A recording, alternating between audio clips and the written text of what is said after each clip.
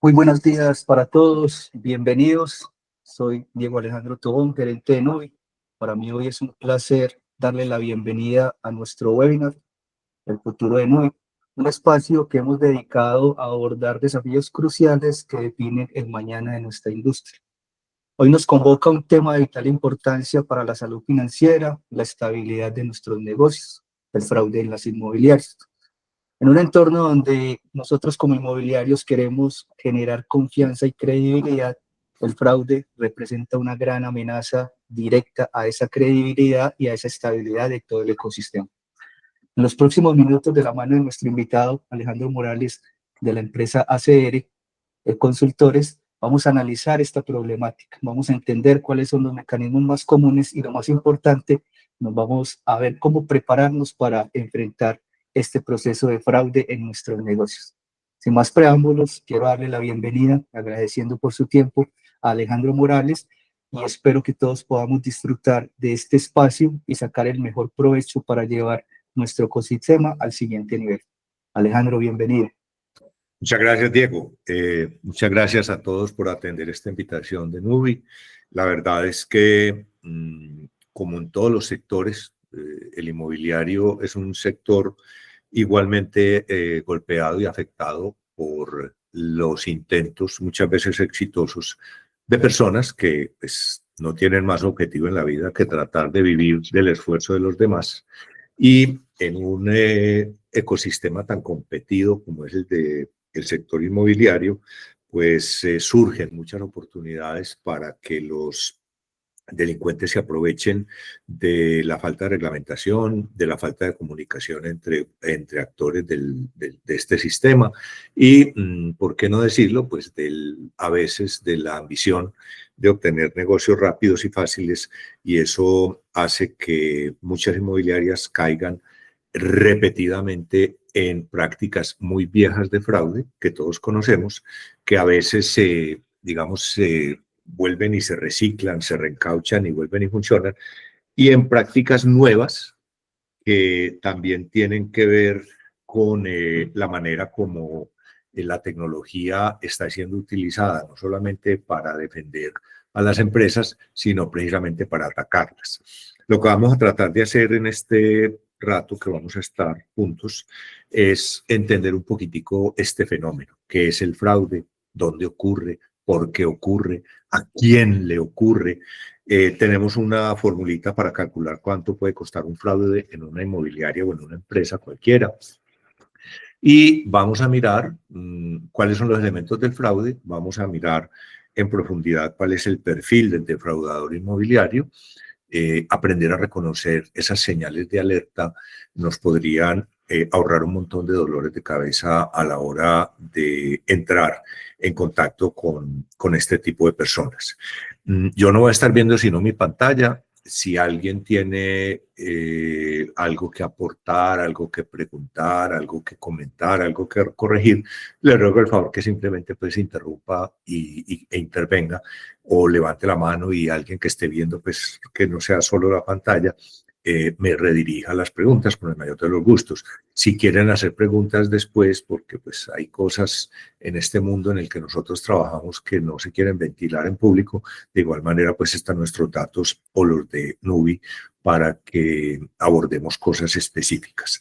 Vamos a comenzar entonces como por definir cuál es el problema y las circunstancias en las que se da el fraude específicamente en el sector inmobiliario. Vamos a ver algunos hechos acerca del fraude. Lo primero que hay que entender es que el fraude ocurre en empresas muy buenas y les ocurre a los mejores administradores. El fraude no es algo que ocurre en las empresas desorganizadas únicamente, no es algo que ocurre por allá en el sector público, no es algo que ocurre en el Congreso. Todos tendemos a recurrir a los lugares comunes cuando vamos a hablar de este tema o de cualquier tema que no se comprende a cabalidad. La realidad es que el fraude es el más democrático de los riesgos que enfrentan las organizaciones. Puede que una carpintería tenga más riesgo de incendio que un banco. ¿Por qué? Porque trabajan con materiales, pues, digamos, inflamables y esto. Pero les aseguro que el banco y la carpintería tienen exactamente el mismo nivel de riesgo de fraude, porque tienen procesos, porque compran, porque venden, porque tienen que delegar funciones, porque tienen que delegar autoridad, en fin, porque están compuestas por seres humanos y por personas, y ahí es donde, digamos, tenemos la vulnerabilidad. Entonces, el fraude le puede ocurrir a cualquiera, al mejor administrador, a la empresa más organizada, a la empresa más paternalista, a la empresa que se maneja mejor con sus empleados. Se estima, y estimar el costo del fraude es un ejercicio bastante complicado porque pues solo hablamos de los fraudes que conocemos.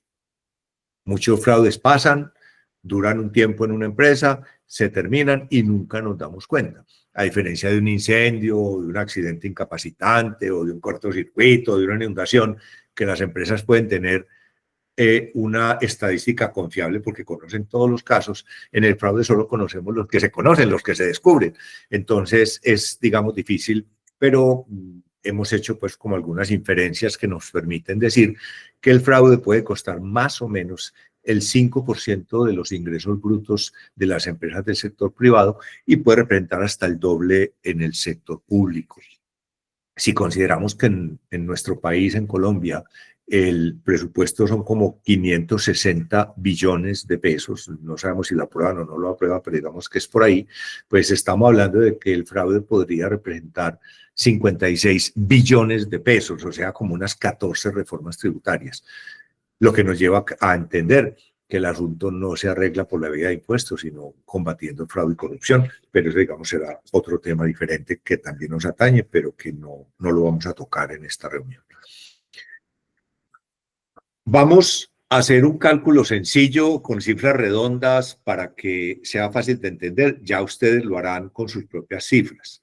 Supongamos que una agencia de arrendamientos coloca cada día 10 nuevas propiedades a 1 millón de pesos. Yo sé pues que valen más, valen menos, pero vamos a hacer cifras redondas.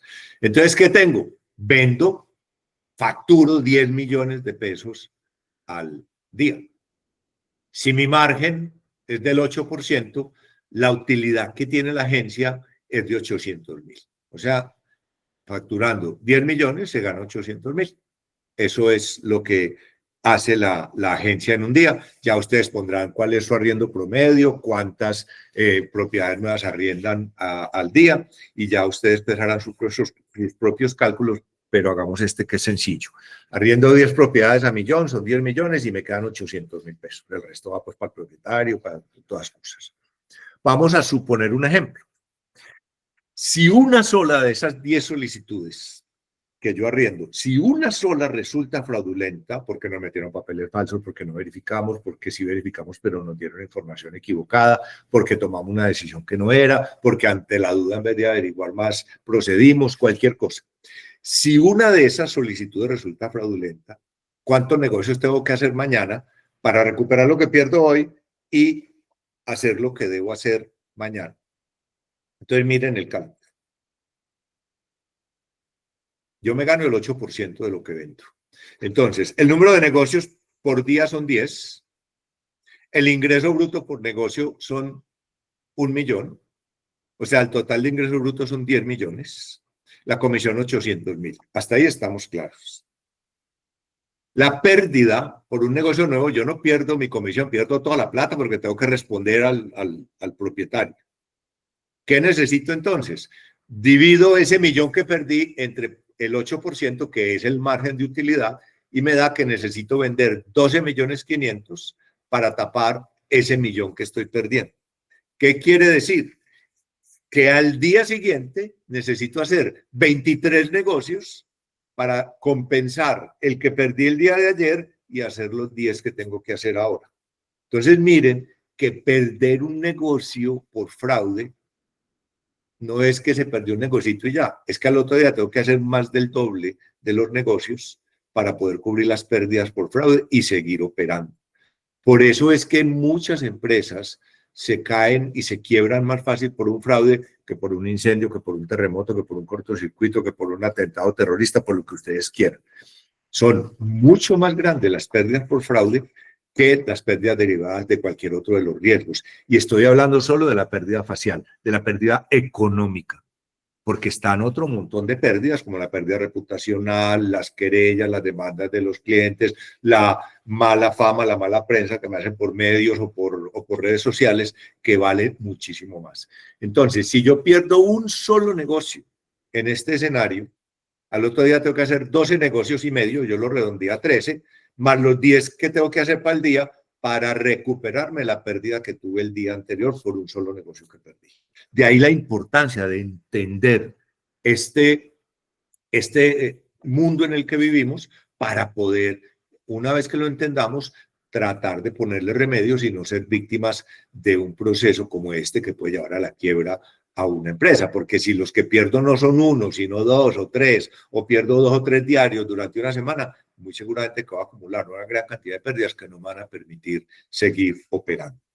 ¿Está claro el ejemplo o quieren que lo repitamos o quieren que lo hagamos con otras cifras? Ustedes lo que tienen que hacer es calcular cuál es el porcentaje de utilidad que les queda. En este caso es el 8%. Y cogen la pérdida que tienen, la dividen entre ese porcentaje, 0.08 es equivalente al 8%, y les da 12.500. O sea, ustedes para ganarse 1 millón tienen que vender 12 millones y medio. Entonces, al día siguiente tienen que vender 13 negocios, 12 y medio, pues, tienen que vender 13 negocios y hacer los 10 del día. Entonces, miren lo importante que es gestionar este riesgo del fraude. ¿Qué pasa? Los controles internos existentes, los que hay ahora, hace mucho rato que fueron desbordados por la capacidad, la persistencia, la creatividad, el uso de recursos tecnológicos que tienen los defraudadores. Entonces, cuando yo estoy analizando una solicitud de arrendamiento y sigo con tecnología de la edad de piedra, ¿no es cierto? El olfato, el olor, verificar ya, mirar que sí esté bien, que el documento sea original, pues sencillamente estoy usando piedras contra armas nucleares. La guerra se vuelve asimétrica. ¿Por qué? Porque los pillos, hace mucho rato que se montaron en el jet de la tecnología, nomás antier hablábamos con alguien de una inmobiliaria grande y nos decía, apareció aquí un señor a decir que él ya tenía un inquilino que solamente necesitaba era dejarnos la propiedad consignada y que ya tenía todos los documentos del inquilino y entregó pues todos los papeles que ustedes saben que hay que conseguir, extractos bancarios, de procuraduría, antecedentes, todo. Entonces, pues, ante semejante papayazo, la persona encargada de analizar los papeles dijo, listo, venga.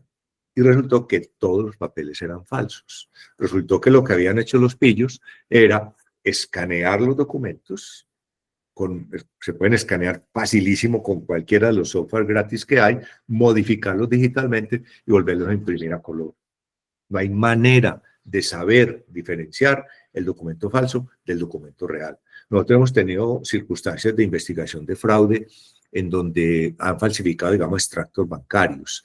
Nosotros vamos con el falso y con el original, se lo mostramos al jefe de seguridad interna del banco y él no es capaz de decir cuál es el falso y cuál es el cierto. ¿Por qué? Porque sencillamente yo digitalizo el documento, cambio las cifras, pongo más consignaciones, menos retiros y vuelvo a imprimir a color y quedan exactamente iguales los dos documentos.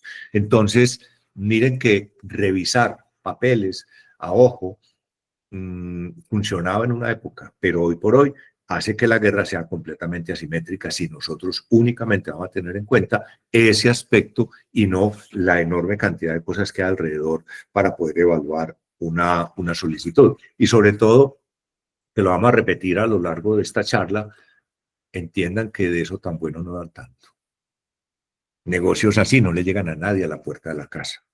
Uno tiene que desconfiar cuando las cosas son tan fáciles, porque es que si fuera tan fácil, habría el triple o el cuádruple de inmobiliarias de las que hay hoy por hoy, porque todo el mundo estaría metido en un negocio muy rentable y muy fácil, y ustedes saben que eso es alejado de la realidad. Hoy hay que pelear por conseguir clientes nuevos y batallar por conservar los que se tienen. A mayor tamaño de la empresa, digo yo, cuando manejan mucho volumen, cuando tienen sedes descentralizadas, obviamente que hay mayor riesgo de ser víctima de fraude.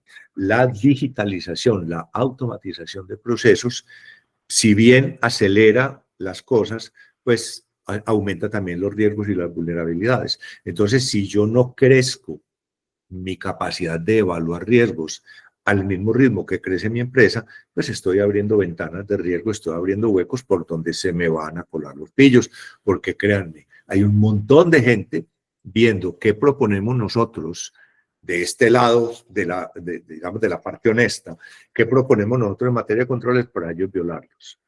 O cómo hacemos nosotros para identificar una tendencia de fraude para ellos cambiarse a otra diferente. Entonces, si las empresas son muy grandes, pero no acomodan, no ajustan sus esquemas de protección, están abriendo ventanas de riesgo por donde se van a colar los pillos. El fraude promedio en el sector inmobiliario tarda entre 1 y 6 meses en ser descubierto, porque muchas veces la persona se pasa o recibe el inmueble y ya, no vuelve a pagar. Pero a veces pagan unos mesecitos y empiezan a mamar gallo, a pedir prórrogas, que están atrasados por alguna cosa, que les falta un giro, que no lo vayan a sacar, que les cobren intereses, hasta que a los 6 meses ya nos damos cuenta que estamos con un inquilino que tiene una persona vulnerable, enferma, anciana, discapacitada, y no hay juez que la lance. Entonces, hay que entender que muchas veces, ya cuando nos damos cuenta de que nos tumbaron, ya es muy difícil proceder. Y el monto de las pérdidas sigue siendo proporcional a la posición del perpetrador. Cuando el fraude es una persona extraña que engaña a mi funcionario, pues yo tengo ahí una pérdida. Pero cuando hay empleados o freelancers de las inmobiliarias involucrados, la pérdida puede ser muchísimo más grande a medida que esta persona ocupa una posición más alta dentro del organigrama. Porque hay que pensar, lamentablemente es así, hay que pensar que el riesgo puede venir de adentro. El riesgo puede venir de adentro en la medida en que podemos tener a una persona que no está alineada con la estrategia moral y ética y organizacional, sino que está pescando para su propio costal dentro de la empresa. Yo sería muy iluso si pienso que en mi empresa, que son 75 personas, no voy a tener a alguien que sea malo o que esté conectado con malos o que pueda ser influenciado por las buenas o por las malas, por mala gente de su entorno familiar o social para cometer fraude. Estamos en un mundo donde hay corrupción y hay maldad y hay crimen, y pensar que los míos son los buenos sin haber hecho nada por hacer ese proceso de selección, pues digamos que es un poquitico iluso. Hay que aterrizarnos a la posibilidad de que el fraude viene de afuera, viene de adentro o de una combinación de gente de afuera y de adentro, que es el más complicado de detectar y de combatir. Vamos a seguir viendo hechos. La mayoría de los defraudadores carece de antecedentes penales. Entonces, cuando yo estoy analizando la hoja de vida de un candidato que es muy buen vendedor, que ha sido un promotor de ventas y de arriendo supremamente exitoso y bueno, entonces me llega la hoja de vida y yo pido antecedentes de procuraduría. Pues si no ha sido empleado del Estado, pues jamás va a tener cosas de procuraduría, no puedo llegar a meterme a procesos penales porque es un delito, pero de todas maneras, así logre yo conseguir antecedentes judiciales de la persona, la realidad es que en nuestro país el 94% de las personas que cometen fraude en las empresas sale sin siquiera ser despedido. Sencillamente el que pillan cometiendo fraude, le aceptan la renuncia, le firman un compromiso de pago que todos sabemos que no va a cumplir, pero con tal de que se vaya, aunque le vaya bien. Entonces a esa persona no le queda ni siquiera una nota en su hoja de vida y muchísimo menos le queda un antecedente judicial. Entonces, si nosotros lográramos, que nos pasa muchas veces, si nosotros lográramos acceder a los antecedentes judiciales de una persona, pues tampoco le va a parecer nada, así sea un defraudador repetitivo y consuetudinario, porque nunca lo denunciaron. Ese 6% que denuncian es porque o las compañías de seguros lo exigen, o porque las empresas donde cometen fraude tienen un código de buen gobierno supremamente estricto que las obliga a presentar denuncia penal. Entonces, miren que aparece otro reto.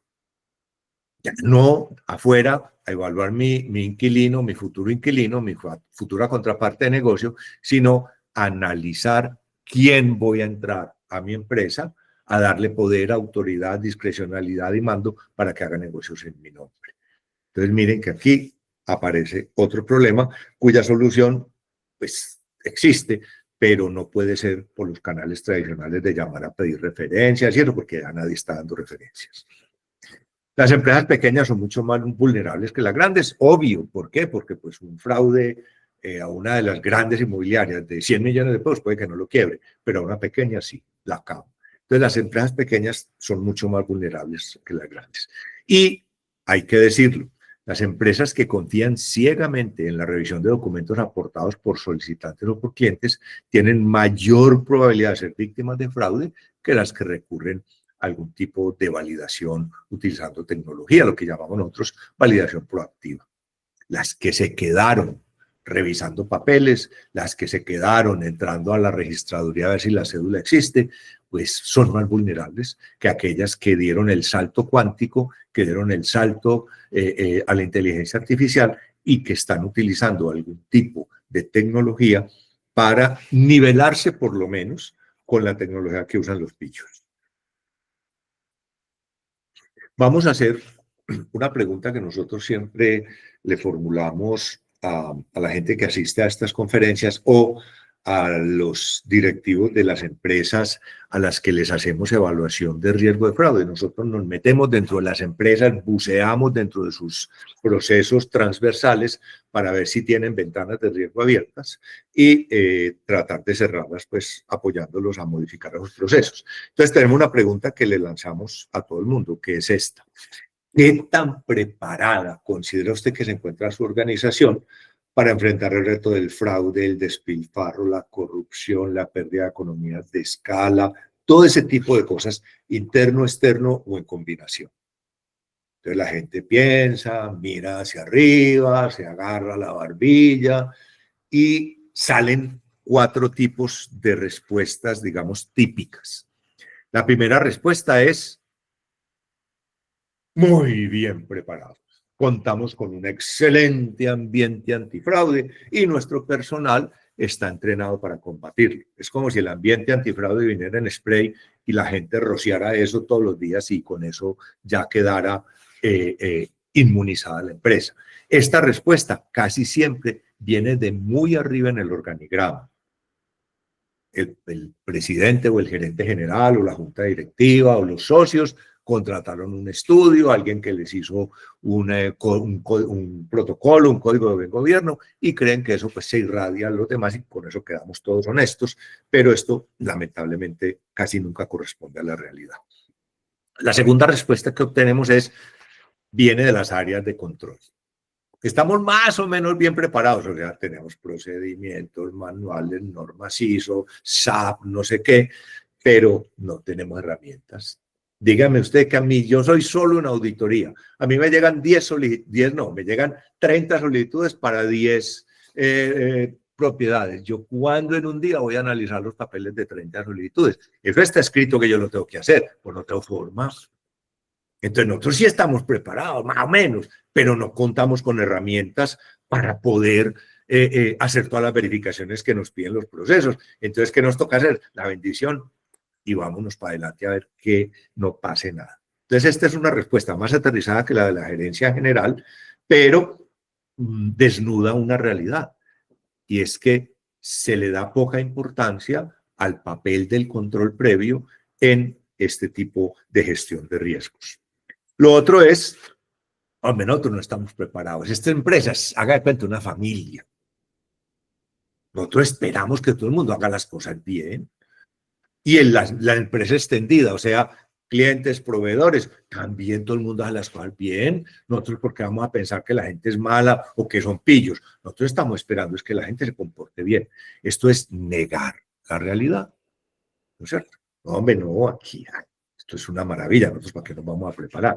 Nosotros, sobre todo los que somos de la región de Antioquia y esa zona de influencia, lo que era el Gran Caldas, pues Quindío, Risaralda, Caldas, descendemos de arrieros, todavía de arrieros por las montañas nuestras, llevando cargas y correspondencia como lo hacían hace 150 años, todavía existen, y tienen muchos dichos, ¿no es cierto? Es gente muy campechana y hay un dicho que tienen los arrieros y es que cuando llegan a una fonda, desamarran la carga, entregan lo que van a entregar y vuelven y amarran bien las cajas a los lados de las mulas y saben que con el movimiento por caminos desiguales la carga se les va a desacomodar. Entonces, ¿qué dicen los arrieros? En el camino se acomodan las cargas. O sea, a medida que vayan apareciendo los problemas, nosotros los vamos resolviendo.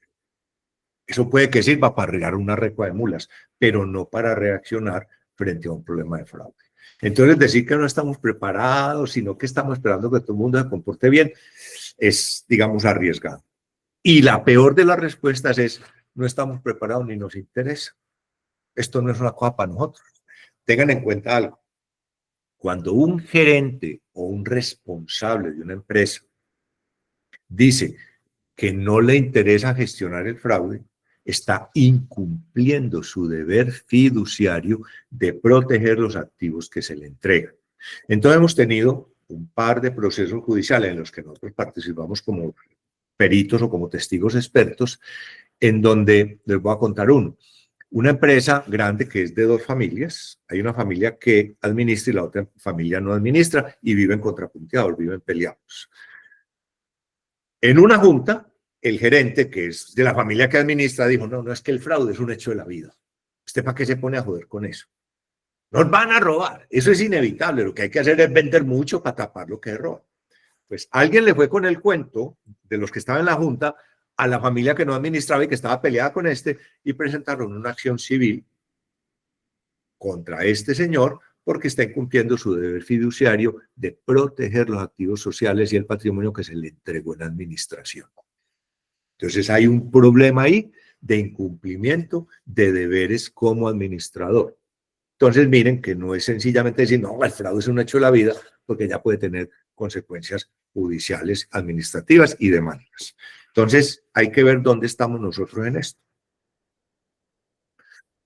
¿Qué actitudes hay frente al fraude en las empresas gerenciales o de los propietarios? La primera actitud que encontramos nosotros, que es muy dañina, nosotros la hemos llamado la ignorancia racional. Esto es como lo contrapuesto a la inteligencia emocional. Nosotros sabemos que hay 7, 8, como 9 inteligencias distintas que se usan en el contexto de la promoción y las ventas para motivar al personal. Entonces tú tienes una inteligencia no sé qué y yo tengo una inteligencia no sé cómo, y eso está bien. Pero nosotros nos vamos al otro lado, a la ignorancia racional. ¿Qué es la ignorancia racional? La ignorancia racional es la decisión consciente que yo tomo de permanecer desinformado acerca de algo, en la esperanza en que mientras menos sepa yo de una cosa, menos daño me puede hacer. Entonces prefiero no saber, prefiero ignorarlo todo. Es como si yo, que tengo una nieta de 14 años, en lugar de hablarle de sexo, elimine el tema de las conversaciones familiares, esperando que con eso ella se mantenga virgen hasta los 25 años que se case. Eso es ignorancia racional. O si en mi empresa yo quiero alejar el riesgo de incendio, boto los extinguidores, cancelo la póliza de incendio y prohíbo al personal mencionar la palabra fuego. De esa manera no voy a tener incendios en la empresa. Hay que hablar del fraude, hay que conocer casos de fraude. Mucha gente le dice a uno, no, es que usted no puede venir aquí a contar cosas de fraude, usted no puede venir aquí a enseñarle a la gente a robar. ¿Por qué? Porque es que eso nunca nos va a pasar a nosotros. Y vuelve el mismo tema. Esta empresa es una familia. Aquí todos nos queremos y nos apoyamos. ¿Cómo le ocurre aquí que alguien va a robar? La mala noticia es que pasa, y pasa con mucha frecuencia. La otra actitud es, hombre, nosotros no podemos pagar el costo del control. Pídame un vendedor más y se lo traigo mañana, pero no me pida otro auditor, pues que es que eso no es sino costos y jodas y eso. A mí me parece que eso no es el camino. Entonces, el que diga que no puede pagar el costo del control, nos devolvemos 4 diapositivas y le mostramos cuánto tiene que vender para recuperar la pérdida de un solo negocio. Entonces hay que establecer ese balance entre costo y beneficio y nos damos cuenta que es baratísimo tener un auditor. Lo otro es, el control no sirve. Lo que les decía ahora de este presidente, haga lo que quiera, que de todas maneras la van a robar. Ojo con eso. El control no es bueno para cerrar negocios. Es que si yo tengo que ir primero al oficial de cumplimiento, es que primero tengo que ir a auditoría, entonces el cliente se me va para otra parte. Y esa es una presión que han ejercido toda la vida los comerciales y que los técnicos tienen que tratar de hacer el contrapeso. Hay que encontrar, y un buen gerente lo hace, encontrar un balance entre el impulso del comercial y el freno que pone el técnico. Porque si dejamos que los dos se desboquen, obviamente, o se vende cualquier cosa o no se hacen negocios, un buen administrador con buenas herramientas de gestión de riesgo de fraude encontrará el justo medio. Nuestros auditores lo detectarían. Lamentablemente, cuando lo detectan, ya es muy tarde. Y en esto ustedes saben que si pasan 20 días ya es muy difícil hacer un lanzamiento. ¿Nuestros controles lo pueden evitar? No, los controles no evitan, los controles detectan la ocurrencia del fraude. Pero recuerden que revisar papel, si revisar papeles son sus controles, eso no evita el fraude. Lo otro, la gente lo puede detectar. Sí y no, porque la gente está contaminada por la urgencia de terminar el día, de no dejar trabajo para mañana, de cerrar el negocio, de ganarse la comisión. Entonces no puedo dejar que sea la gente en abstracto la que se encargue ella misma de controlarse. El autocontrol en fraude es una mentira. Y lo otro, los gerentes están revisando de manera permanente los informes y reportes de gestión. Este caso que les pongo yo de los 10 negocios que se cierran al día es de la vida real, no son 10 casos, pero es de la vida real. Y nos decía el gerente, mire, mis directores de área, mis gerentes de oficina, todos los días están pendientes de que se hagan los negocios, de que se cierren, de que estén los papeles y tienen una hoja de Excel hermosa. Sí, pero es que revisar los informes y reportes de gestión no es suficiente para darse uno cuenta si en ese reporte, en esa hoja de Excel, hay algún problema. Y recuerden que la vida real es lo que ocurre por fuera de las hojas de Excel. En Excel todo es divino, menos la verdad. Vamos a ver cuáles son los elementos del fraude. El fraude es la suma de varios elementos. Se ha hablado mucho, pues la gente habla del triángulo, del pentágono, del cuadrado, del círculo, del fraude. Nosotros creemos que en lugar de meterle tanta geometría al tema, nos vamos, digamos, de manera directa. Para nosotros, el fraude es la suma de dos elementos que se tienen que dar de manera conjunta. El primer elemento se llama oportunidad. La oportunidad de cometer fraude. A esa oportunidad la determinan tres factores, que son el tiempo, el acceso y el conocimiento.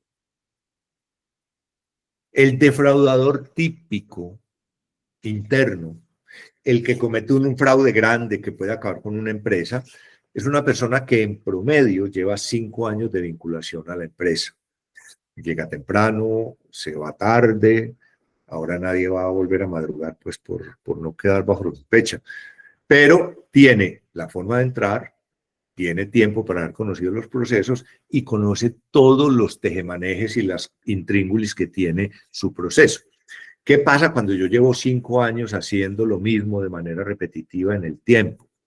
Lo normal es que le encuentre debilidades o le encuentre deficiencias a ese proceso. Y ahí se toma una decisión. ¿Qué decisión tomo yo? Informo esa debilidad para que sea corregida o me la guardo para usarla en mi beneficio cuando se den las condiciones. Entonces, el elemento oportunidad se maneja desde los procesos. Si mis procesos son claros, transparentes, verificables, va a ser muy difícil que ahí ocurra un fraude. Cuando son muy enredados es cuando tengo problemas. El segundo elemento del fraude es más complejo, porque es la motivación. ¿Qué hace que la gente quiera cometer fraude?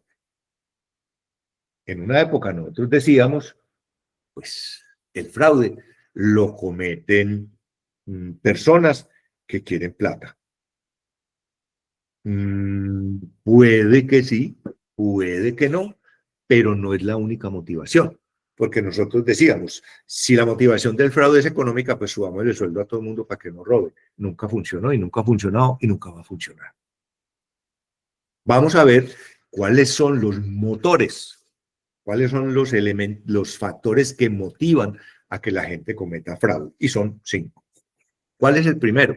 La necesidad, obviamente una necesidad de tipo económico.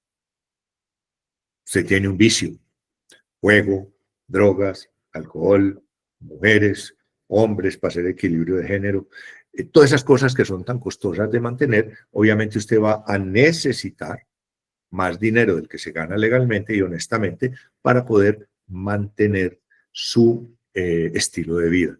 Y aquí las áreas de control, las áreas de recursos humanos, las áreas de personal, como ustedes la llamen, o el gerente, si la inmobiliaria es muy pequeña y tiene mucho contacto con el personal, aquí tiene uno que estar muy atento al tren de vida, a la forma de vida de los empleados.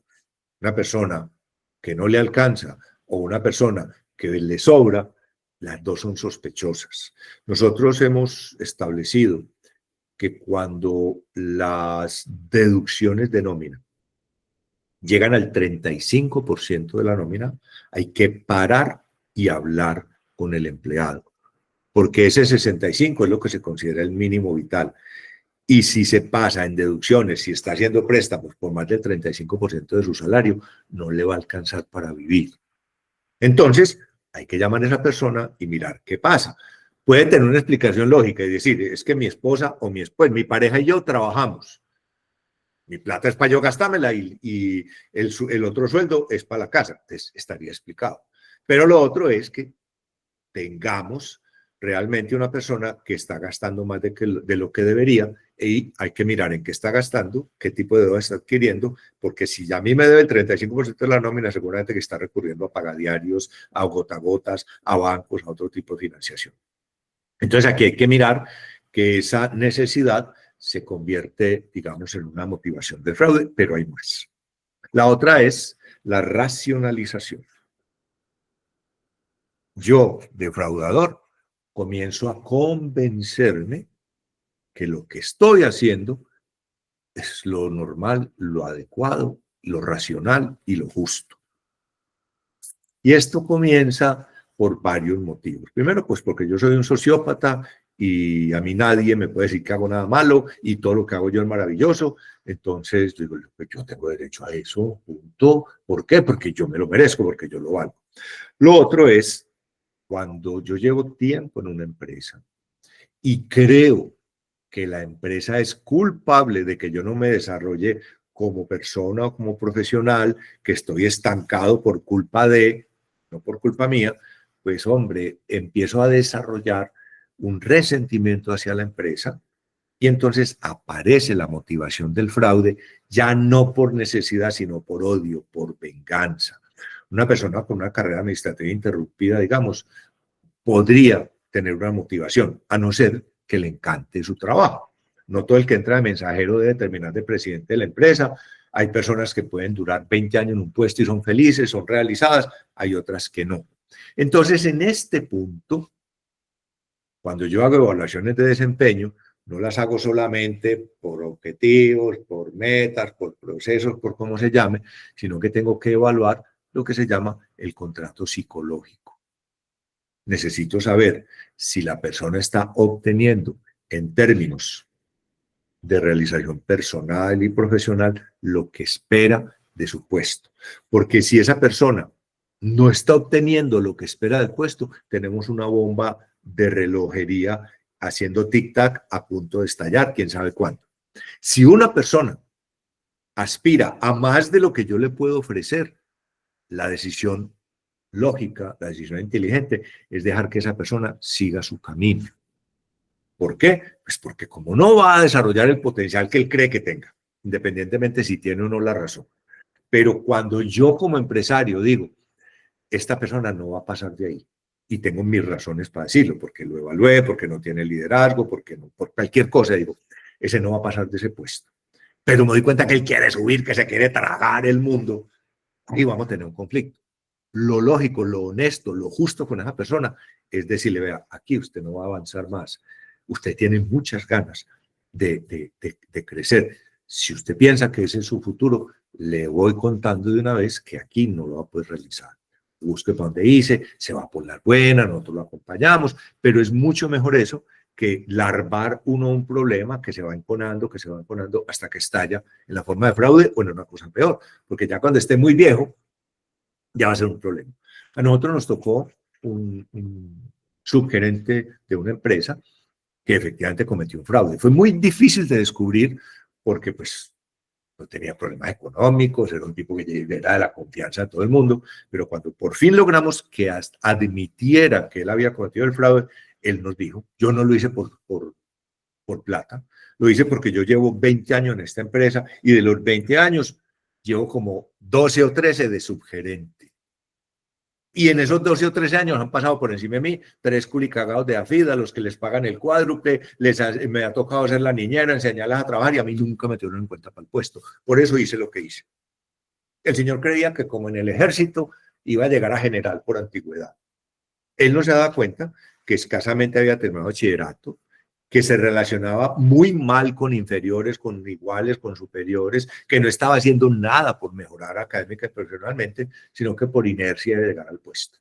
Haber sabido eso era haber ahorrado un problema serio, no solamente para el señor, sino para la empresa. Pero lo descubrimos muy tarde. Entonces, ojo con ese empleado que tiene una carrera administrativa interrumpida según él, porque puede que no.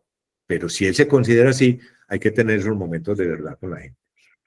El tercer motor del fraude, la tercera motivación es el desafío. Y se está dando con estas generaciones jóvenes, con los Zetas y los, no sé qué, hay un montón de letras pues describiendo a la gente joven de ahora. Y muchos de ellos sienten que es un reto vulnerar controles, sienten que es un reto desafiar a la autoridad establecida. Y en el terreno de la tecnología, pues se da. Muchas de esta gente, los anónimos, los no sé qué, que entran al servidor del Pentágono, de la CIA, de IBM, de Walmart, de no sé dónde, no lo hacen ni por plata ni por odio. Lo hacen porque para ellos es un reto y les da cartel en su pequeño mundo de hackers y de este tipo de cosas. Entonces lo hacen por ahí.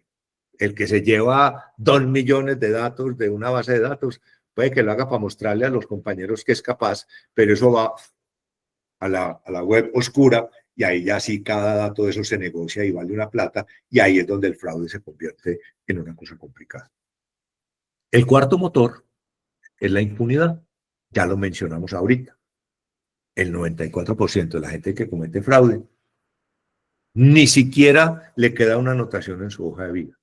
Y si eso lo extendemos al resto de delitos, hay que entender que según información de la Fiscalía General de la Nación, en nuestro país solamente se denuncian como el 2,5% de los delitos que se cometen. O sea, el 97,5% de los hechos delictivos que ocurren en Colombia jamás son puestos en conocimiento de las autoridades. Y de ese 2,5%, que ya es nada, solamente 1 de cada 20 casos termina en una condena efectiva, no necesariamente de cárcel. Entonces, solamente denunciamos el 2,5%, y de ese 2,5%, solo el 5% termina en condenas. Y hay que tener en cuenta algo que yo a veces dudo si lo digo o no lo digo, y es que en nuestro país el fraude no es un delito autónomo. Cuando una persona comete fraude, usted no lo puede denunciar por fraude, porque en el Código Penal aparece fraude a resolución procesal, que el que no es abogado no tiene idea de lo que es eso. Y aparecía fraude con cheques, pues ya nadie paga con cheque. Entonces, cuando yo voy a iniciar un proceso penal contra un empleado que cometió fraude, tengo que hacer lo que se llama una construcción jurisprudencial. Falsedad, documento privado y público, abuso de confianza, no sé qué, que sí son delitos, pero la sanción es una palma de la mano. Entonces, esa certeza casi absoluta de que si me pillan, puede que no me demanden. Y si me demandan, es muy difícil que me procesen porque pues las autoridades y los jueces se ocupan primero los casos de sangre que los casos patrimoniales. Y si me procesan, es muy difícil que me condenen porque el fraude no es delito. Entonces ahí está una motivación muy importante. Hombre, si no pasa nada, pues ensayemos. ¿Qué es lo peor que puede pasar? Que me descubran y no pueda yo meter el golazo en la inmobiliaria. Y si no me descubren, me gano la plata. Entonces miren que esa impunidad, esa falta de denuncia y esa falta de tipificación del fraude como delito autónomo hace que sea muy difícil combatir el fraude con abogados, con jueces, con policía, con legisladores, porque no está en el interés de ninguna de esas autoridades que acabo de mencionar ayudar a las empresas a combatir el fraude. De hecho, muchas veces Cuando clientes nuestros han ido a las inspecciones de policía a radicar denuncias por fraude, la actitud del policía es más o menos esta: usted es un ricachón, cuide su plata para que no se la roben. Entonces no hay ni siquiera empatía cuando una persona llega a denunciar que fue víctima de fraude. Entonces, la impunidad se convierte en un motor enorme del riesgo de fraude. Y la quinta de las motivaciones, que es la que más nos preocupa porque va tomando proporciones gigantescas, es la presión. Y no es presión por obtener resultados y por vender, que digamos es una necesidad. Es la presión que bandas de delincuentes ejercen sobre personas honestas que trabajan en las empresas para que ayuden o faciliten la comisión de delitos. Nosotros, como parte del servicio que prestamos, hacemos evaluaciones de candidatos a ocupar puestos de trabajo. Evaluamos a un muchacho allá en Medellín. Él pasó muy bien las pruebas, sin problema. Vivía pues en una comuna conflictiva. Llevaba como 3 meses sin trabajar, pero de resto le fue muy bien en la entrevista y comenzó a trabajar de cajero. A los 2 o 3 meses de estar trabajando de cajero, le cayeron un día que llegó a la terminal de los colectivos del barrio donde vivía. Cuando se bajó el colectivo, le cayeron los pillos que dominan el barrio, los del combo, y le dijeron: hombre, ¿vos qué te hiciste? Que no te volvimos a ver. No, hombre, ¿cómo le parece? Que es que empecé a trabajar. Venga, siéntese. Él nos contaba que le hicieron una entrevista completa. Cómo se llama su empresa, cómo se llama su jefe, dónde queda, qué horario tiene, qué le toca hacer y cuánto se gana. Una vez que le hicieron el censo, le dijeron: vea, hermano, usted tiene trabajo, aquí en este barrio todos somos muy pobres, entonces como usted tiene trabajo, usted es rico. De ahora en adelante nos tiene que empezar a pasar 200.000 pesitos semanales.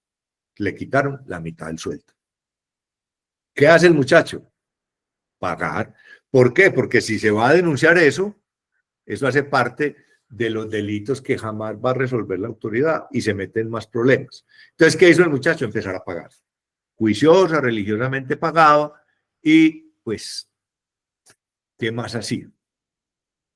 Como a los 2 meses de estar pagando, una mañana que bajaba a coger el transporte para ir a trabajar, lo pararon otra vez los del combo que estaban emparrandados en la esquina. Hey, vení, vos todavía estás trabajando a tal parte. Yo sí, le estoy pagando. Sí, vos estás pagando. Pero lo que necesitamos es que nos hagas un favor. Esta tarde, cuando vengas, tráenos 5 millones de pesos o no te dejamos entrar al barrio y acordate que tu familia se queda aquí. El muchacho bajó, en la empresa no le contó a nadie, hizo su turno de trabajo, terminó el turno, cuadró caja, sacó los 5 millones de pesos y se fue a entregárselos a los del combo. Y la idea que tenía el muchacho era madrugar al otro día, contarle a su jefe lo que le había ocurrido y pedir plazo para devolver por nómina la plata que se había apropiado. Aquí sí, como era una entidad del Estado y como era poquita plata, entonces es especulado por apropiación, de proceso disciplinario, despido motivado, le tocó irse, desplazarse del barrio, se le acabó la vida al muchacho porque no hubo manera de manejar ese tipo de presión. Entonces, esta presión que están ejerciendo las bandas delincuentes sobre los empleados honestos es algo que se ha convertido en una motivación para motivar a personas muy buenas a cometer fraude. Entonces, miren que si bien, como decíamos ahora, la oportunidad se maneja desde los procesos, la motivación se maneja desde las personas. Estamos aquí entonces frente a una coyuntura, porque parece que no hubiera nada que hacer para gestionar el riesgo de fraude. Nosotros le tenemos que dar tiempo, acceso y conocimiento a la gente para que realice su labor y las motivaciones son tan variadas pues que cualquiera puede incurrir en ellas. ¿Qué nos salva de estar en manos de los pillos? Nos salva el hecho de que se tienen que dar de manera simultánea los dos elementos, la oportunidad y la motivación, para que ocurra un fraude. ¿Por qué se tienen que dar de manera simultánea? Yo puedo tener la oportunidad, yo soy el que manejo la plata, la caja, a mí me dan toda la confianza en la empresa, pero si mi motivación es adecuada, no va a haber robo. Por el contrario, yo puedo tener toda la motivación, puedo tener todas las ganas de robarme la plata, pero si no hay oportunidad, tampoco va a ocurrir. Entonces, con procesos muy transparentes y muy lineales, se maneja la oportunidad. Y poniéndole cuidado a la gente, se maneja la motivación. Esa simultaneidad de los elementos es la que hace que nosotros podamos desarrollar toda una estrategia para la gestión del riesgo de fraude. Vamos a mirar hacia adelante cómo se hace eso. ¿Hasta aquí vamos bien? Ok.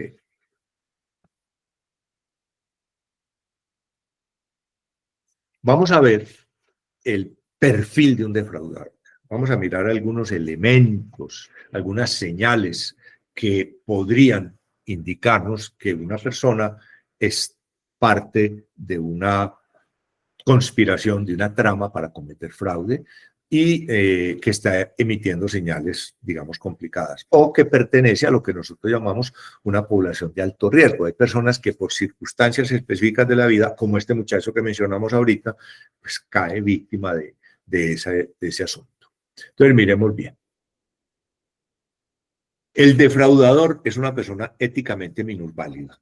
¿Qué quiere decir eso? No tiene valores morales ni éticos, solamente los que le convienen. Una persona que no se rige por las normas que se rigen los demás miembros de la sociedad. Una persona que solo tiene su propia agenda y que no le interesa la de los demás. Entonces hay que mirar, y hay unas pruebas psicotécnicas específicas, digamos, en el caso de contratación, para determinar si una persona tiene, digamos, los atributos morales que hacen que yo quiera tenerlo como parte de mi equipo de trabajo. El segundo detalle de este perfil es que tiene historial de fraudes. El bendito problema es que es muy difícil saber si una persona tiene historial de fraudes si usamos los métodos tradicionales. Hay una forma de saberlo y enseguida la vamos a comentar. Pero es muy difícil saber por lo que mencionábamos. La gente no tiene antecedentes pese a que ha cometido fraudes. ¿Por qué? Porque no se hacen las denuncias correspondientes. Entonces hay que mirar esto. También hay que anotar, perdón, que muchas veces, así tenga historial de fraudes, algunas empresas resuelven de manera temeraria contratar a una persona que cometió fraude. Más de una vez, a mí me tocó o me ha tocado escuchar a un jefe, digamos, comercial de una empresa, decir, ese candidato fulanito, él sí como que hizo sus cagaditas allá en la otra empresa, pero es tan buen vendedor. Y además yo aquí estoy al pie de él, a mí no me va a tumbar. Pensar uno, por avispado y por experto y por experiencia que uno tenga, que uno puede manejar un defraudador, es un costosísimo error en términos de plata y de autoestima. ¿Por qué? Porque es que el defraudador no juega limpio. El defraudador está para engañarlo aún. Entonces, pretender que porque yo soy muy avispado y tengo mucha experiencia, voy a manejar un defraudador es una aventura muy peligrosa. Vamos a seguir con esto. Lo otro, el defraudador cliente solicitante tiene problemas para explicar sus documentos. De nosotros tenemos que preguntar a la persona cómo los obtuvo, de dónde los obtuvo, si autoriza para que se vaya a las fuentes a verificar, si cuándo se los dieron, cuánto le costó, en qué oficina los tramitó, si los hizo por internet, si él mismo los expidió, porque con eso una persona que sepa cómo son los trámites para obtener documentos podría detectar fácilmente señales de alarma. Y cuando la persona tiene problemas para explicar los documentos, puede que no sea un defraudador, puede que tenga explicación, pero puede que no. Y yo no me puedo quedar con la duda, porque lo que nosotros siempre hemos dicho, ante la duda, continúe dudando. Cuando usted tenga una duda sin aclarar, no tome decisiones, espérese. Entonces, tuvimos un caso, un muchacho muy joven, dos muchachos muy jóvenes, costeños, iban a alquilar un apartamento en Bogotá. No eran capaces de explicar ni siquiera dónde quedaba el apartamento. Resulta que era que el papá, un ganadero del Cesar muy rico, era el que les iba a responder por el arriendo. Pero donde yo no me ponga a ahondar en eso, hubiera perdido un buen cliente, por ejemplo. Pero estos muchachos no tenían la más remota idea de que era un papel para arrendar una casa. Presión inusual para conocer el estado de su estudio. Son esos siriríes que están encima, es que se me vence el otro arriendo, es que ya me pasé, es que tengo el trasteo, es que tengo las cosas en un camión, es que mi señora llega mañana, es que los niños del colegio. Esa presión es, digamos, buena hasta cierto punto, pero cuando es inusual, cuando es más de lo que yo estoy acostumbrado a ver como normal, ahí sí prenda las alarmas. Carácter dominante. Llegan a darle órdenes, a darle instrucciones al empleado, al que está en el mostrador o al promotor, y no hay nadie que se les arrime. ¿Por qué? Porque es que a una persona brava y dominante, ¿quién se atreve a pedirles firma o huella digital? ¿O quién se atreve a preguntarle de dónde obtuvo los documentos? Entonces, cuando la gente llega demasiado sobradita, sobre todo cuando, lo vamos a ver enseguida, cuando ese carácter dominante no se compadece con el estatus socioeconómico, con la forma como se viste, con la forma como se comporta, ahí hay que levantar otra alarma. Excesiva confianza con los empleados. Ojo con esto. El que llega diciendo mi hijo o mi hija, mi amor, llave, espere que le traje cositas, espere que le va a dar una propinita si me ayuda, es que usted es el que me va a sacar de problemas. Esa confianza no es buena, porque lo que está tratando es de generar una relación de subordinación con el empleado. Cuando yo llego a tratar de imponerme por las buenas, en este caso, no como el de carácter dominante, con el empleado, yo tengo que dudar. ¿Por qué? Porque es que es una persona que yo nunca he visto en la vida, no la conozco, no tiene por qué venir a tratarme con una confianza que yo no le he dado. Entonces ahí, ojo con eso. Riqueza inexplicable. Llega gente con unos ingresos gigantescos, gente con unos vehículos, con unos extractos bancarios, con unas cosas que uno dice, ¿esta persona para qué va a alquilar? Si con la menuda podría comprarse la casa que quiere. ¿De dónde sale esta persona? Pues que tiene, está preguntando si el apartamento sisbenizado tiene garaje triple. Hay cosas que como que no. Si la vivienda de interés social tiene jacuzzi, hay cosas como que no cuadran. Lo otro es una apariencia física, como les decía, que no coincide con el perfil socioeconómico. No se trata de discriminar a la gente porque la persona sea humilde o porque la persona sea pobre. No, pero yo tengo que compaginar la apariencia física con el perfil socioeconómico, lo que digan las cuentas de servicio, lo que digan el estrato, ese tipo de cosas hay que nivelarlas, porque yo no puedo vestirme como un gamín y vivir en estrato 6, como que no cuadra, a no ser que haya razones que yo quisiera conocer antes de tomar la decisión. Oferta de regalos al empleado. Yo vengo a comprar, yo soy el cliente, vengo a comprar. No estaría más bien pidiendo descuentos que ofreciendo plata o ofreciendo regalos.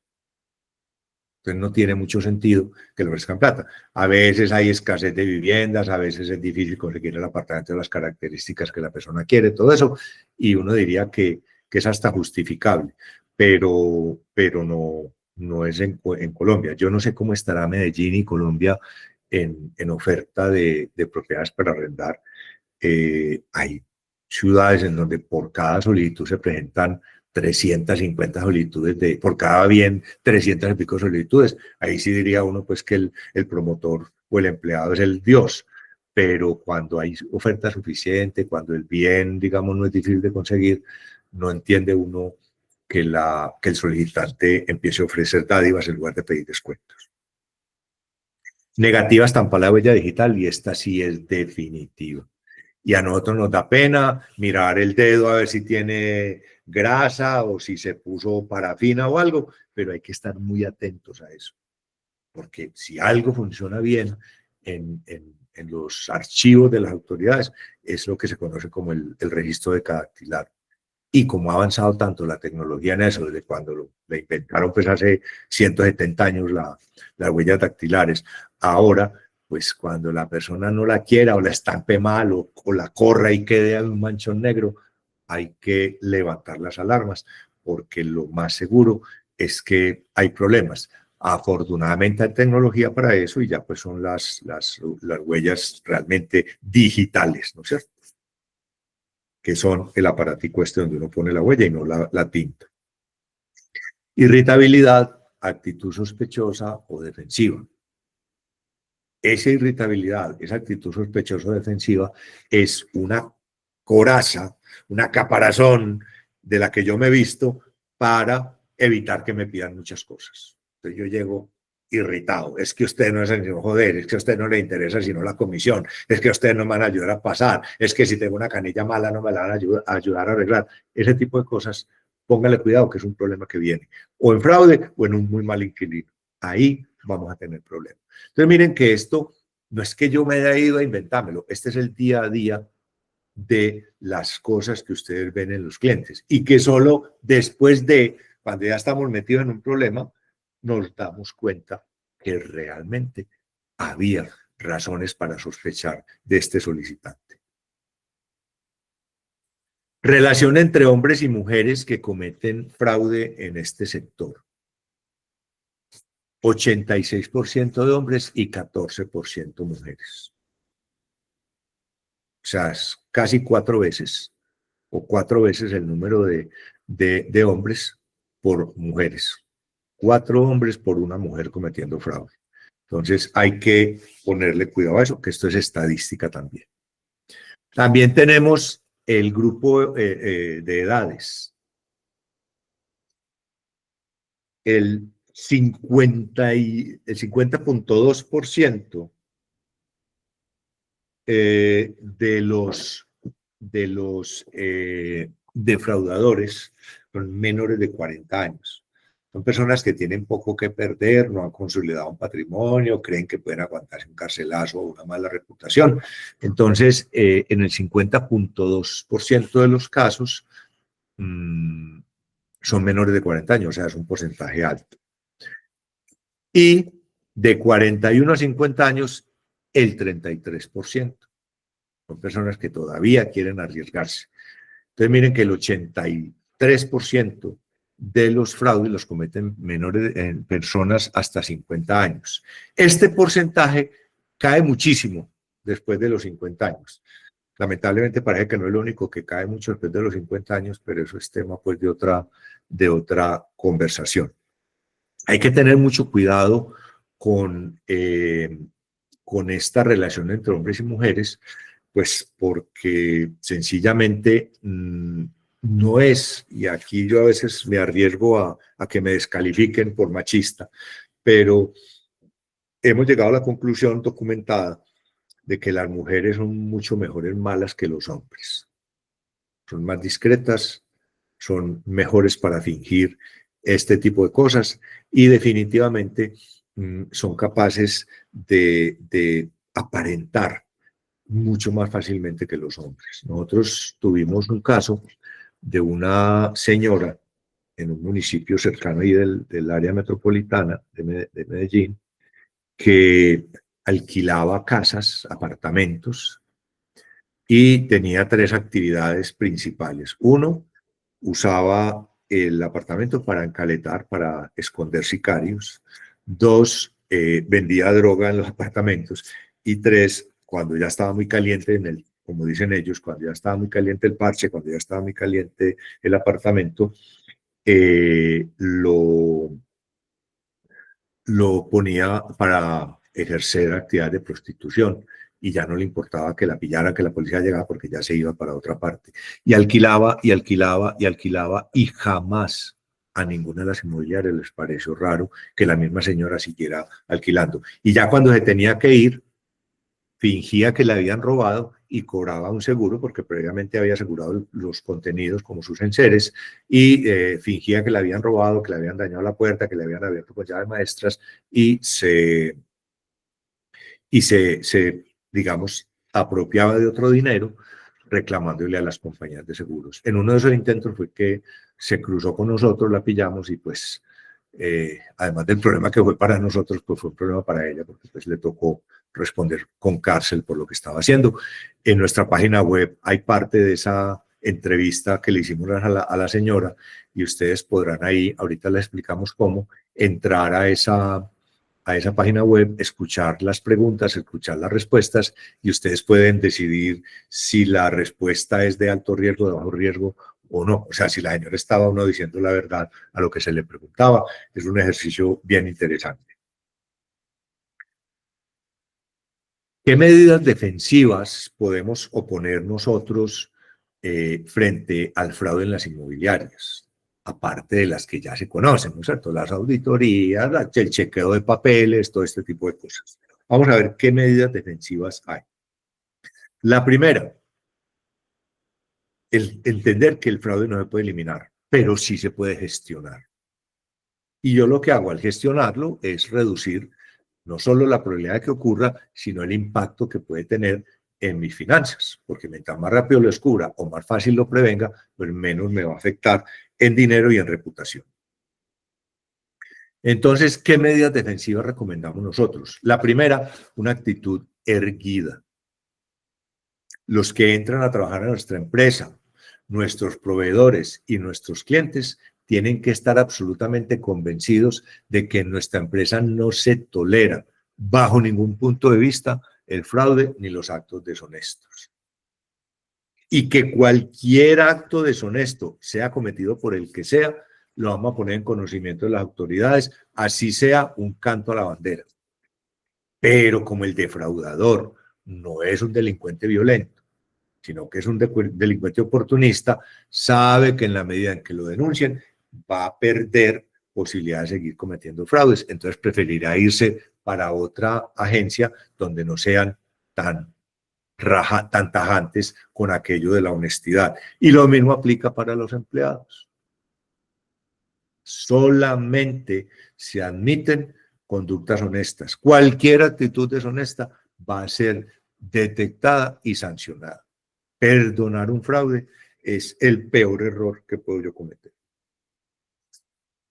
Hay que permanecer alertas. En el sector inmobiliario, el 85% de los defraudadores exhibe 2 o 3 de las señales del perfil del defraudador. Ese es más o menos el porcentaje al que hemos llegado nosotros en los últimos 20 años que llevamos manejando fraude en este sector. El 85% de los defraudadores se podía haber visto en la etapa de evaluación de las solicitudes. Lo otro es que hay que tener un plan para manejar eventos o sospechas de fraude. Una inmobiliaria empezó a tener problemas porque le aparecían en la sucursal de Barranquilla codeudores de Ibagué o de Bogotá o de Medellín. Esto es muy raro y normalmente eran casos que tenían problemas. Cuando empezamos a hacer un seguimiento y a hacer unas entrevistas, nos dimos cuenta que había algunos empleados internos moviendo papeles que ya habían sido asimilados a carpetas de clientes, los mandaban y con eso abrían carpetas de clientes que no cumplían con requisitos. Cuando yo tengo esas primeras sospechas, tengo que saber cómo reaccionar. Porque si le cuento a todo el mundo, estoy advirtiéndole al pillo. Si no hago nada, pues peor para mí y para las personas cuyo patrimonio yo manejo. Entonces hay que desarrollar un protocolo para el manejo de este tipo de cosas. No solamente para identificar al culpable, para recuperar lo perdido, para mejorar nuestra imagen, para prevenir recurrencias y para reclamarle a las aseguradoras para los que tengan pólizas de manejo y pólizas de infidelidad y riesgos financieros. Lo otro es que comprender estas manifestaciones de fraude ayuda a las empresas a estar alertas. Lo que hablábamos ahorita de las actitudes frente al fraude. No, no, no, es que usted no va a venir aquí a enseñarle a la gente a robar. Es mejor que no, es mejor que la gente no sepa. No, es lo contrario. Mientras más alerta esté la gente, primero, si yo le cuento a mis empleados una modalidad de fraude, ¿qué le estoy diciendo también? Esa ya me la sé. Ni se les ocurra venir a aplicarla aquí porque esa ya me la sé y la voy a detectar.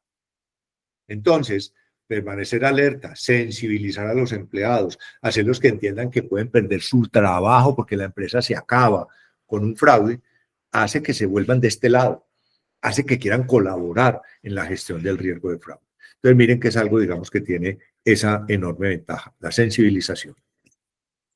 Lo otro, y aquí es donde tenemos todos problemas, todos los que administramos personal, es que hay que entender esto.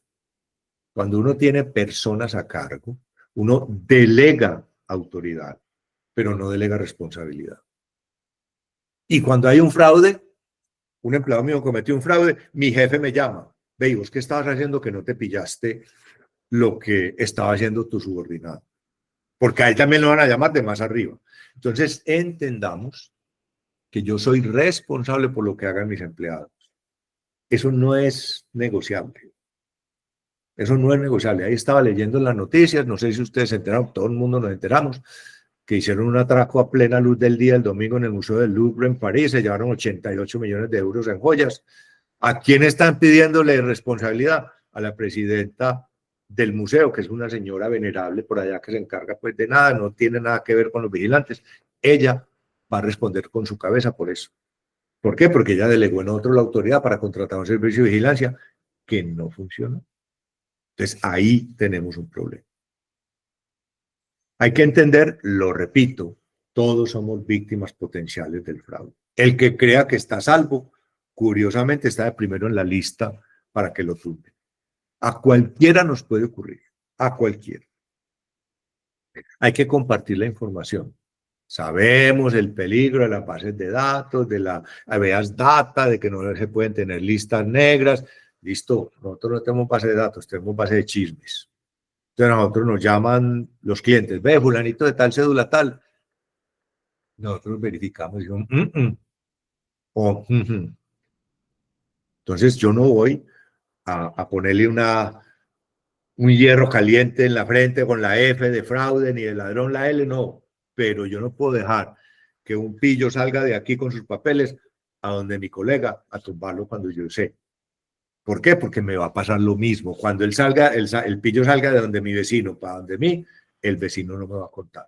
Entonces, para eso son los gremios, para eso son las agremiaciones, para compartir información, vuelvo y repito, con la delicadeza de no meternos en problemas ante tanta defensa que hay pues de la gente.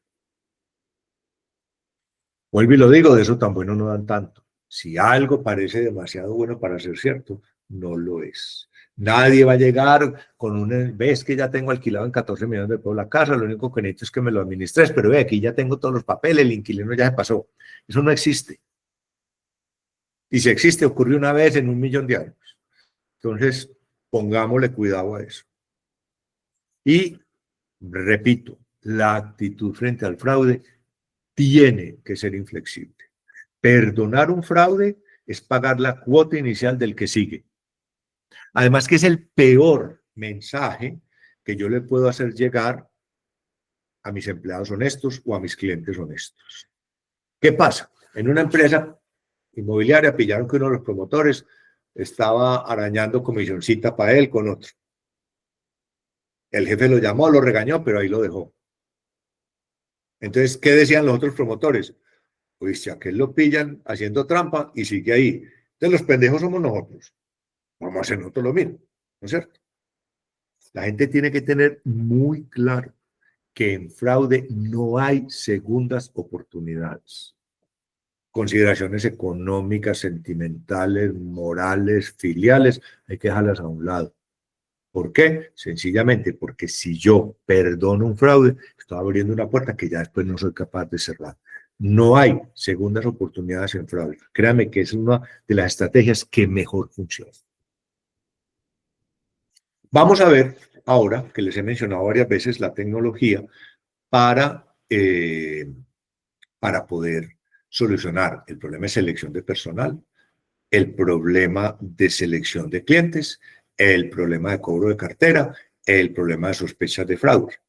Muchos de ustedes ya lo deben conocer porque esta solución pues lleva unos 20 años en el mercado inmobiliario aplicándose con mucho éxito en algunas de las compañías pues que venden seguro de arrendamiento.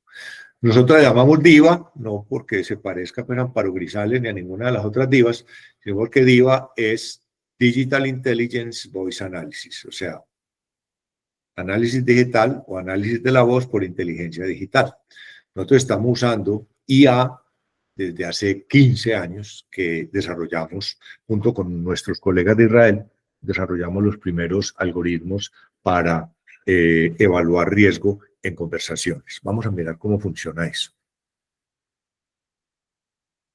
Es una solución para validar. ¿Qué se hace? Sencillamente, combina dos elementos.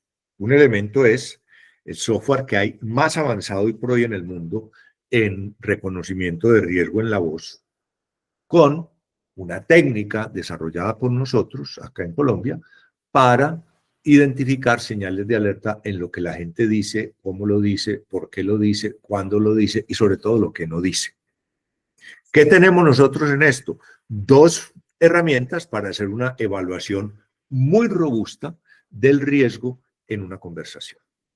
Entonces, ¿cómo funciona? Nosotros sencillamente llamamos a una persona, tenemos la solicitud, agendamos la cita, lo llamamos, decimos buenos días, tardes, noches, lo estamos llamando de parte de, en relación con la solicitud de arrendamiento que usted ha mandado. Necesitamos hacerle unas preguntas. Al principio, se le hacen preguntas cuya respuesta yo conozco. Confírmeme, no dígame, confírmeme su nombre, confírmeme su teléfono, confírmeme su cédula, confírmeme su email, y una vez que el solicitante responde a esas preguntas, esto puede ser por teléfono, por cualquiera de estas plataformas, por fijo, por celular. La persona va contestando y el software analiza, identifica cuál es la longitud de onda en la voz de la persona cuando está diciendo la verdad. ¿Y por qué la verdad? Pues porque son datos, son preguntas cuya respuesta conozco. Entonces, en 10 segundos, en 15 segundos, el sistema dice, cuando Alejandro Morales está diciendo la verdad, la longitud de onda de su voz es 140 megahercios. Fin de la historia. Eso pues no lo ve el analista, sino que eso está adentro en el trepitorio del sistema. Una vez que está hecho eso, lo que hacemos nosotros es que comienzan las preguntas. Nosotros no hacemos preguntas de polígrafo, acuérdense que aquí no hay que amarrar a nadie ningún aparato, nada. Cuéntenos qué uso le va a dar al inmueble. Cuéntenos quiénes lo van a habitar. Por favor, cuénteme si conoce alguna circunstancia que le impediría pagar los cánones de arrendamiento. Por favor, cuénteme alguna vez en la que usted haya incumplido con una cuota de una obligación o con un canon de arriendo. Cuénteme qué tan posible es que usted incumpla con estos pagos. Cuénteme si conoce que va a perder su empleo. Preguntas que nosotros diseñamos de acuerdo con los clientes y que tienen el siguiente objeto. Cuando yo hago una pregunta, por favor, confírmeme quiénes ocuparán con usted la vivienda que usted planea arrendar. Cuando la persona comienza a responder, ocurren dos cosas. El software compara la longitud de onda de la voz cuando me dijo la verdad al principio con la longitud de onda de la voz con lo que me está diciendo ahora. Si coinciden, el sistema le va a decir al analista, la persona está diciendo la verdad. Pero al mismo tiempo, el analista nuestro, humano, preparado por nosotros, es capaz de identificar unas señales de alerta en lo que la persona dice. El software detecta 104 parámetros emocionales reunidos en 5 algoritmos. El analista nuestro es capaz de identificar 4 señales de que la persona está diciendo la verdad y unas 30 señales de que no está diciendo la verdad. ¿Qué tenemos? Una evaluación supremamente robusta al nivel de riesgo, que no es agresiva, no son preguntas de polígrafo, no hay que amarrar a nadie a ningún aparato, no hay que hacer venir a la persona, ni yo tengo que ir a ninguna parte, la persona puede estar en donde quiera, puede estar cantando, llorando, con gripa, riéndose. Lo único que necesitamos es que tenga una conexión telefónica buena o que nos permita conectarlo por cualquiera de estas redes y hacer la entrevista cara a cara. Al finalizar la entrevista, el sistema me va a decir, yo ya voy a tener como analista humano, voy a tener una idea del riesgo. Entonces, en minutos, nosotros tenemos un cliente que si el solicitante de arrendamiento ya tiene productos con el grupo, tiene cuenta bancaria o seguros o algo, no hay que verificar la identidad, sencillamente preguntarle otras cosas y en 5 minutos sale. O máximo en 15 minutos, ¿qué tenemos? Identificamos y procesamos las señales, las solicitudes genuinas rápidamente. Nuestro analista o el analista de nuestro cliente, al final de la entrevista le dice, listo señor, su solicitud ha sido aprobada, vaya a la inmobiliaria únicamente con copia de su cédula. Fin de la historia. Obviamente hay que hacer unas cosas de ley, verificar centrales de riesgo y eso, pero ya está tomada la decisión. Puede ocurrir también que le digan, ¿Sabe qué, señor? En 5 minutos entre a nuestra página web para que mire el resultado de su solicitud. ¿Por qué no se le dice de una vez que no? Para evitar madrazos y peleas y controversias con la persona y el analista. Identificamos potenciales riesgos y falsas declaraciones. Entonces yo no tengo que revisar papeles, le pregunto a la persona. Cuénteme si usted tuvo que pagar algo para que le dieran los papeles. Cuénteme, o si alguien dijera que usted alteró algunos de estos documentos, ¿qué tan cierta sería esa afirmación? Miren que nosotros hacemos preguntas orientadas a que la gente no pueda contestar con un sí o con un no. La persona tiene que hablar. ¿Para qué? Para que el sistema y el analista lo analicen. Tomamos decisiones en el mismo momento, o sea, podemos acelerar el inicio de la vida del arriendo. No me toca esperar 8 días, sino que yo ese mismo día puedo comenzar a facturar o al día siguiente cuando se firme el contrato. Y se mejora completamente la eficiencia del proceso. Aplicamos una herramienta totalmente amigable con el candidato, con el solicitante, con el reclamante, con el que sea, siempre y cuando sea honesto, y le ponemos una barrera formidable al pillo. En los clientes que nosotros tenemos ahora inmobiliarios, eliminamos por completo la figura del codeudor profesional. Ninguno fue capaz de resistir la implementación de esta herramienta por parte nuestra. Ninguno fue capaz. Todos se fueron a tumbar a otras compañías de seguros porque no hubo manera de hacer eso. Entonces, esto es absolutamente amigable con el honesto y la experiencia que se tiene de servicio es la mejor. Porque yo digo, me hicieron una llamada, presenté una solicitud, me hicieron una llamada y en 15 minutos me dijeron que fuera y firmara. ¡Qué maravilla de inmobiliaria! En cambio, el pillo no va a poder responder preguntas, ¿no es cierto? A mí me interesa mucho seleccionar en qué van a usar mi local o mi apartamento. Claro que me interesa. Porque si la persona dice, no, es que es para vivir con mi familia, pero sencillamente lo que van a poner allá es un asilo. Entonces yo ya tengo instalados 9 viejitos en 3 habitaciones, busque un juez que los lance, o niños, o personas de la calle desamparadas, no hay juez que los lance. Entonces, si yo logro identificar ese riesgo en este punto, muchos dolores de cabeza me ahorro. Entonces, miren que lo que se hace es nivelarnos tecnológicamente. Usted puede falsificar lo que quiera, señor, a mí no me importa, porque yo le voy a preguntar lo mismo que está en los papeles, lo voy a preguntar a usted. Y el sistema me va a permitir identificar si usted me dice la verdad o no. Entonces, escanee, fotocopia color, haga lo que quiera, pídale a su amigo, el que tiene un negocio, que le dé un certificado que usted es muy buen cliente, lo que sea. Pero eso a mí no me importa porque yo le voy a hacer preguntas a usted. Y de la manera como usted me responda, el software por un lado analiza la variación de la longitud de onda de la voz y el analista humano por otro lado lo verifica él. Lo que tengo es una evaluación supremamente robusta del nivel de riesgo. La persona puede estar estresada, no importa. La persona puede estar con mucho miedo porque lleva muchos días sin conseguir un apartamento. Puede tener gripa, puede estar cantando, llorando. ¿Por qué? Porque al sistema no le importa, al software no le importa lo que diga la persona. Es como cuando la señora pelea con uno que le dice, lo que me chocó no fue lo que me dijiste, sino el tonito en el que me lo dijiste. Entonces, nuestro software analiza el tono de voz. Por eso esto funciona en mandarín, en polaco, en inglés, en francés, en español, en portugués, en cualquier idioma, porque primero la psicología de la mentira es la misma para cualquier grupo poblacional, y segundo, porque el software no analiza palabras, el software analiza longitudes de onda. El analista sí. El analista sí mira lo que la gente dice, cómo lo dice, cuándo lo dice y lo que no dice también. Porque si yo sencillamente no contesto lo que me preguntan, pues el software no va a analizar lo que yo estoy diciendo. Entonces miren que es un sistema sencillo, es un sistema supremamente eficiente y que en estos 20 años de estar 19 y medio, vamos a cumplir 20, de estarse utilizando en Colombia, ha sido supremamente eficaz. Adicionalmente, que desarrollamos un módulo específico para lo que nosotros llamamos cobro persuasivo de cartera. ¿Qué es eso? En Colombia tenemos 2 tipos de cobro, el prejurídico y el jurídico. ¿En qué consiste el cobro prejurídico? Llamar al cliente y decirle que si no nos paga la vamos a llevar a cobro jurídico, pero realmente no se hace más. Nosotros, usando esta tecnología, Desarrollamos un libreto específico para cobrar. ¿Y qué nos permite esa entrevista con el que está en mora? Nos permite clasificarlo en una de 3 categorías. El que quiere pagar y no puede, ese a mí me interesa como cliente. Yo a ese lo trato bien.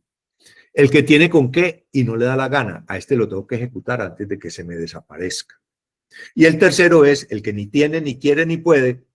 Pues ¿para qué me pongo a votar corriente con él? Castigo esa cartera y me entrego al dolor y sigo adelante con mi vida.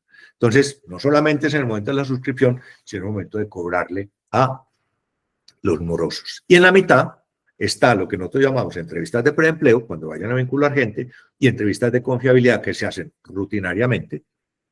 Yo entrevisto a todos mis asesores, a la cajera, a los promotores, al tesorero, al mensajero, para ver si están saliendo de la fila y desarrollo libretos específicos. O cuando resulta la sospecha, cuando salta la liebre porque falta una plata o porque me llegó el chisme que fulanito promotor está por defuereando, está trabajando con otra agencia, yo lo entrevisto y el sistema me puede decir qué es lo que pasa. Lo mismo cuando algunas agencias recurren a servicios varios para hacer trabajos en las casas de los inquilinos o en los locales o con los bienes arrendados.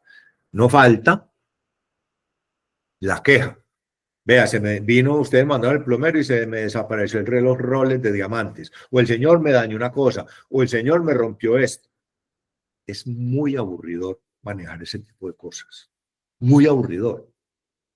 Pero es menos aburridor cuando yo uso esta herramienta para entrevistar al propietario, al inquilino que se está quejando y para entrevistar al que me prestó el servicio.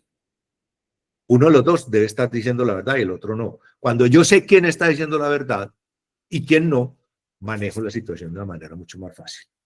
Que cuando tengo la duda, porque casi siempre hay que resolverla a favor del inquilino y sacrificar al prestador de servicios que probablemente no tenga nada que ver con lo que se le acusa. Entonces también sirve para ese tipo de cosas.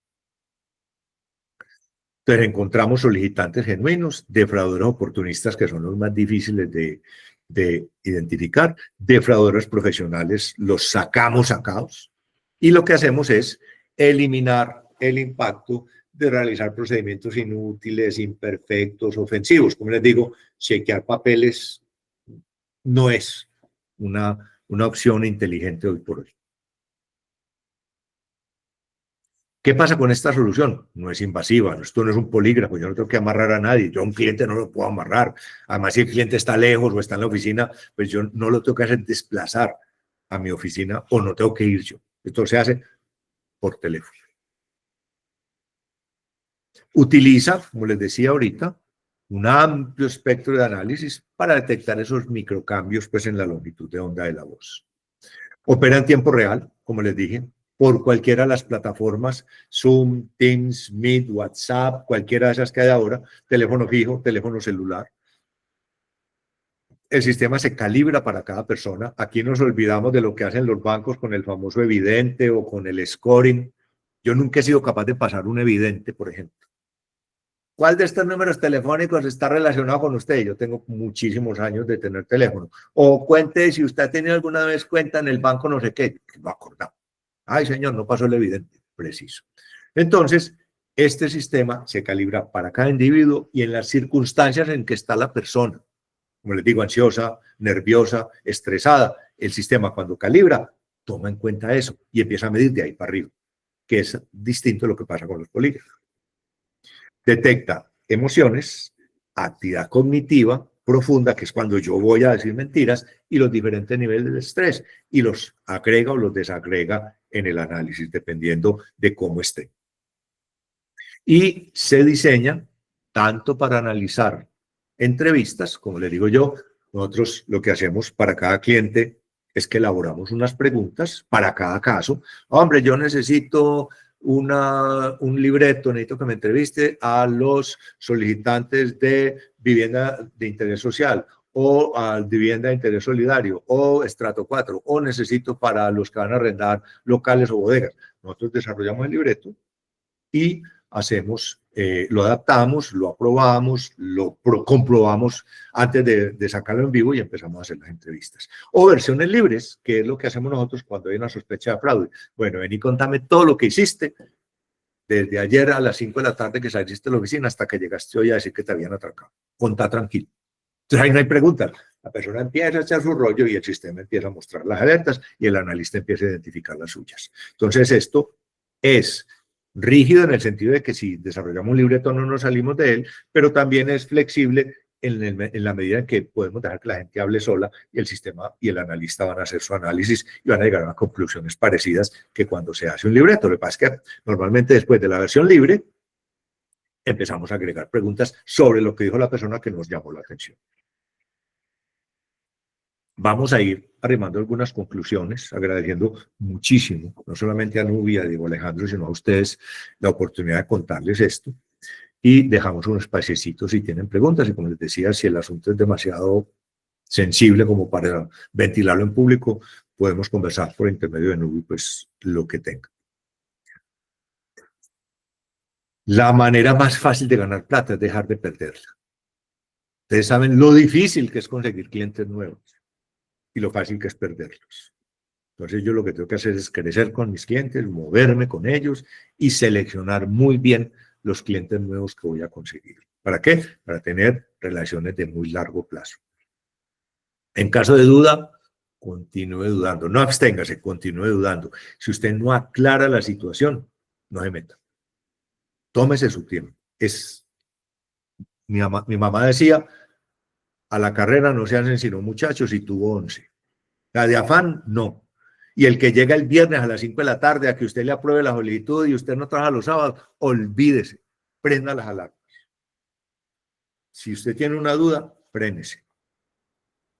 Y lo otro, pues, es que lo hemos dicho, que este fenómeno del fraude y la corrupción está tan extendido en todas las esferas, no hay sanción social, no hay sanción judicial, no hay nada, hace que los defraudadores estén perdiendo iniciativa.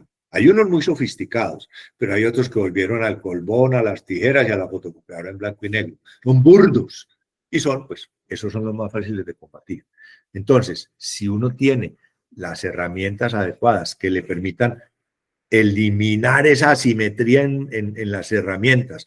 Yo no puedo seguir montado en el burrito de la revisión de papeles cuando el pillo está montado en el jet de la tecnología, porque voy a perder esa guerra. Entonces, si yo me nivelo tecnológicamente con mi contraparte, mi enemigo, voy a tener más probabilidades de sobrevivir.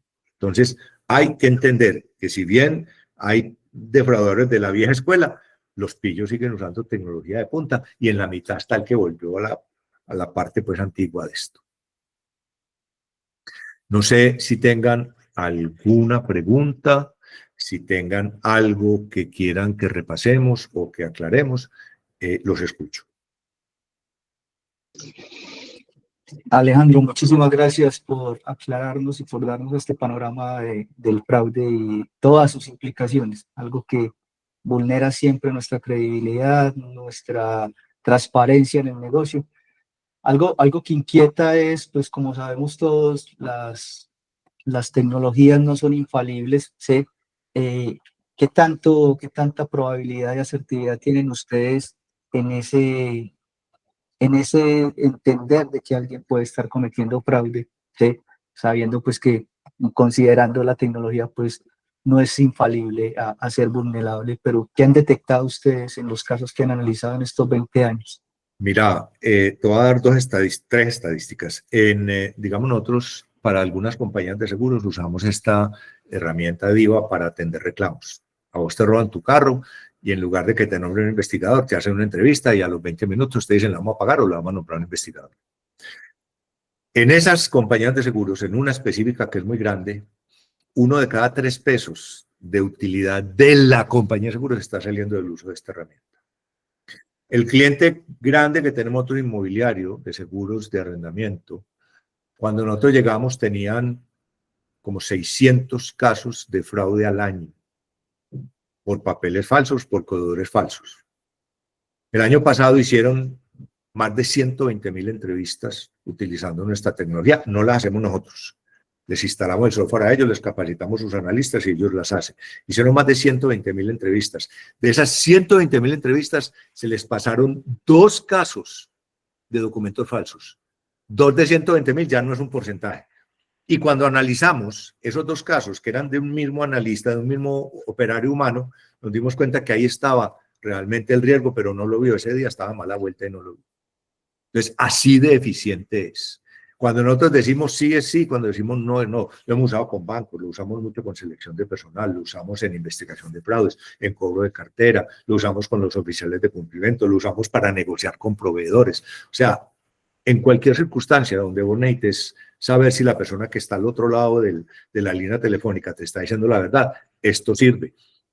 Nuestro socio, esta tecnología originalmente se inició en Israel, en inteligencia. Ya los socios viven hace tiempo en Inglaterra y ya no estamos desarrollando en Israel, sino en Bulgaria. Mi socio compró una casa a principios de este año en Londres y la negoció por teléfono usando la herramienta. Entonces el vendedor le decía, vea señor, le juro por mi mamá que no le puedo dar un mejor precio, y el sistema decía que no era verdad. A la tercera llamada ya el tipo lloraba y ya la herramienta dijo que sí estaba diciendo la verdad, pero él me decía, 3 llamadas me ahorraron casi 50.000 libras esterlinas en el precio.